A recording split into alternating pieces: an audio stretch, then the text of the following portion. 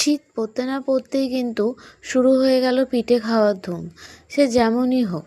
তো আজকে আমরা দ্বিতীয়বার মানে প্রথমবার চালের, এর আগেরবার সুজির পিঠে বানিয়েছিলাম, যেটা আর ভিডিও করা সম্ভব হয়নি। তো চালের পিঠে মানে পুলি পিঠে বানাচ্ছি। তো পুলি পিঠেগুলো বানানোর জন্য প্রথমে চালের গুঁড়িটাকে ভালো করে গরম জল দিয়ে মেখে নিয়েছি।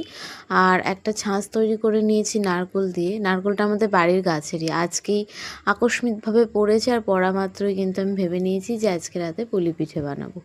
তো যাই হোক, ভালোভাবে এই পুরটা ভেতরে দিয়ে তারপরে কিন্তু সাইডগুলো সুন্দরভাবে আটকে দিতে হবে। নর্মালি আটকালেও হয়, আমি একটু ডিজাইন করেই আটকাচ্ছিলাম, কিন্তু নর্মালি আটকালেও হবে।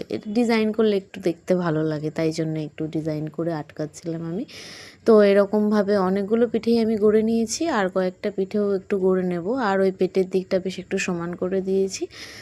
আর এই যে এখানে কয়েকটা পিঠে গড়া হয়েছে, তো আরও কয়েকটা পিঠে বাকি রয়েছে, সেগুলো সব গড়ে নেওয়ার পরে আমি কিন্তু মানে মাকে বলেছিলাম যে তার আগে দুধটা একটুখানি জাল করে নিতে। তো দুধে প্রথম বলক আসার পরেই কিন্তু পিঠেগুলো দিয়ে দিতে হবে, যাতে ওটা সিদ্ধ হয়ে যায়। তো এইভাবে তৈরি হয়ে গেল আমাদের বাড়ির পিঠে।